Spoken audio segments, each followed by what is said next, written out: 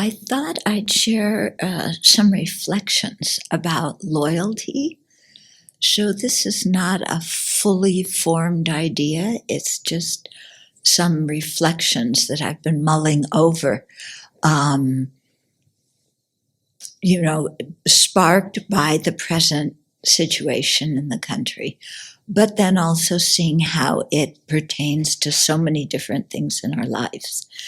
So what sparked it was I was reading yesterday one of the something about police reform and how to go about doing it and the obstacles created by the police unions and the kind of loyalty that the police have to each other.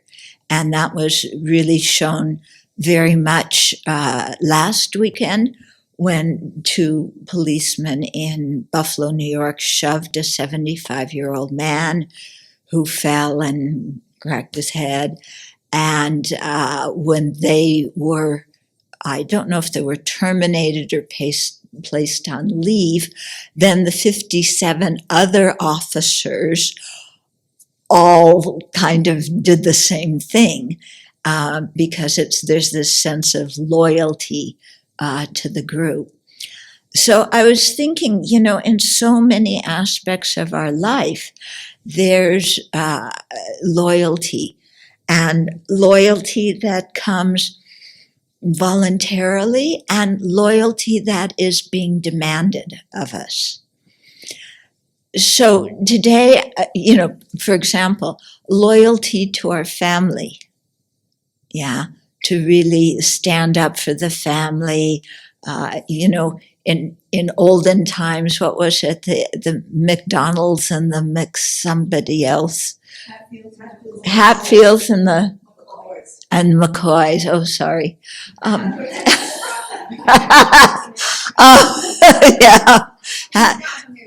Yeah.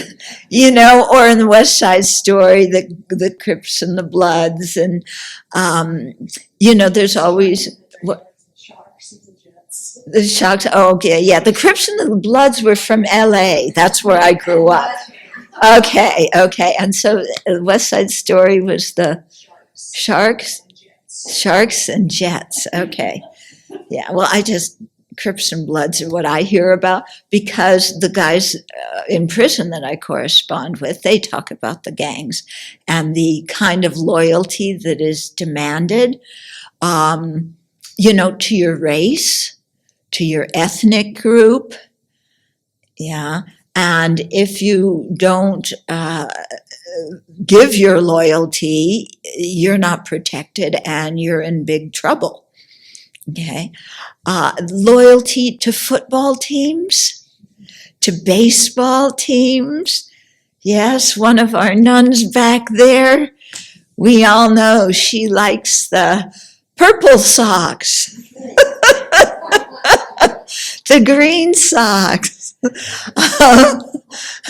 Okay, so that kind of loyalty. In the monasteries, people are, there's a demand of loyalty to your monastery because they've taken you in, they've given you an education. So some of that comes naturally as a sense of appreciation, but then there's all these expectations that come that the lamas who come to the West, or even the lamas who stay there, expectations that they face. And, loyalty to your company, but that's not happening so much in the U.S. now. Not so much loyalty because companies don't seem to take care of the employees like they used to, so employees don't take care of the companies, don't have that same sense of loyalty. How this is all showing up in terms of the Confederate flag and the big discussion about that, and loyalty to the Confederacy or to the romanticized idea of the antebellum South.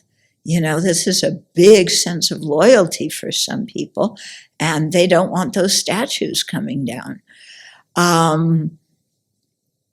in so many aspects of our life.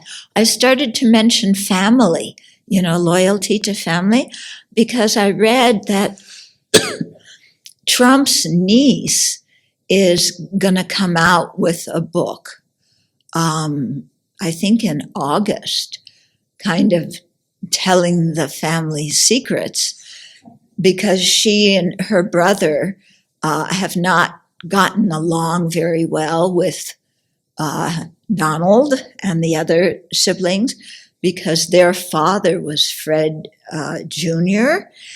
And when he died, there was, I think he died before his father did. So when his father did, and they went to divide the money, then everybody had different ideas of how it should be divided. And Fred Jr.'s sons had a son who has cerebral palsy. They needed extra money, but Don and the other siblings didn't want to give this child the extra money he needed for medical reasons.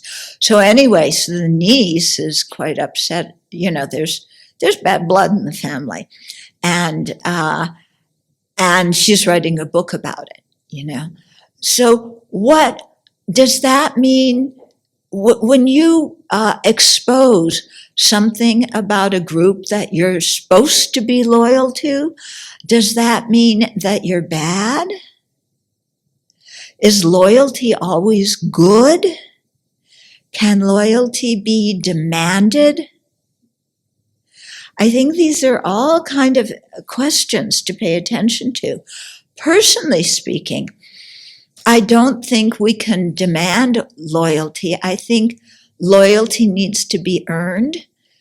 To me, loyalty and trust, they're related. If you can trust someone, or if you trust an institution, okay, then I can be loyal. But without that, it doesn't work. And then to earn trust, for me, you need ethical conduct. Yeah. So in order to be loyal, I think loyalty to my ethical principles are more important than loyalty to an institution or an organization. Yeah. Ideally, that's the case, but then you see when peer pressure strikes, it can be difficult, like in Germany when the Nazis took over. The loyalty demanded of many of the citizens, that caved in and gave their loyalty. And then others opposed the Nazi regime. So to really think, do we, and reflect, do we just give our loyalty because others want it? Do we have a right to say what we're going to be loyal to? And if so, what are our criteria? And if we're loyal and then some of those criteria are broken, then what do we do? And how do we express our loyalty? Because so often express your loyalty is, my country, right or wrong. Yeah, my political group, right or wrong, my religion, right or wrong. I can't do that. Yeah, I can't accept some institution created by human beings, right or wrong. Yeah. But, everybody has this challenge. It's something we have to reflect on ourselves and decide on ourselves. Yeah. And like I said, when push comes to shove, when there's a lot of peer pressure, yeah, what are we loyal to? Yeah. Can we be pressured to give our loyalty to something we don't really believe in? How strong is our own mind so that we can say no when loyalty to something we think is unethical, or to an institution that has overstepped its boundaries?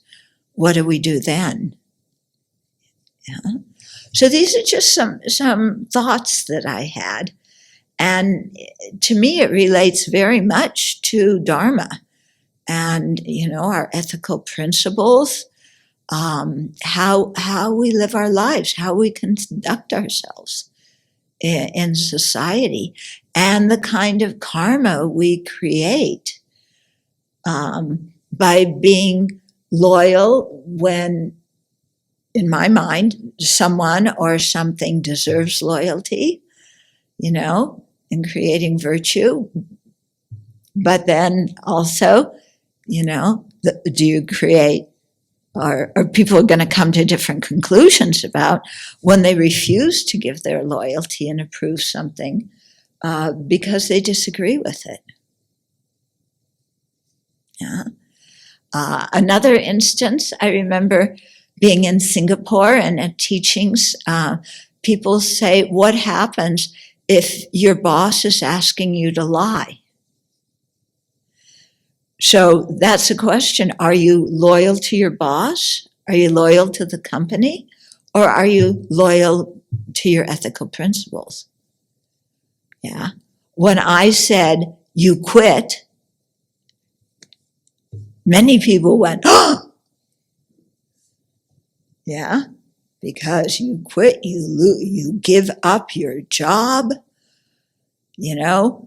if you don't, and there's so much fear about giving up your job, and then what will happen to your family, and there's loyalty involved there. So anyway, I'm putting this all out as a bunch of things for us to think about and then discuss with each other and see how loyalty resides in our lives in many different aspects and how we relate to that. There's also loyalty in marriages, and when people aren't loyal, then there's a lot of problems. Yeah. So, there's reasons for loyalty, and there's reasons to not be loyal. Comes to mind is all of these cover-ups or scandals in religious communities, and how I think there's a lot of pressure to keep things quiet or secret out of this feeling of loyalty, and it's like not loyalty to just your fellow peers, but to a higher power. Yeah. So that explains, because I got so confused. How could this happen within a religious organization? This kind of behavior. This should be the last place it happens. But then you understand, this feeling of loyalty and of obligation, like kind of forced loyalty, but also voluntary loyalty, your own self-interest. And then especially, it starts out loyalty to the institution, which is created by human beings. But then when they say, if you aren't loyal to the institution, then you aren't loyal to the higher power, to God or whoever it is. And then, that puts people in a really difficult position, doesn't it? Yeah, because the institution is conflating itself with the religious doctrine. Yeah.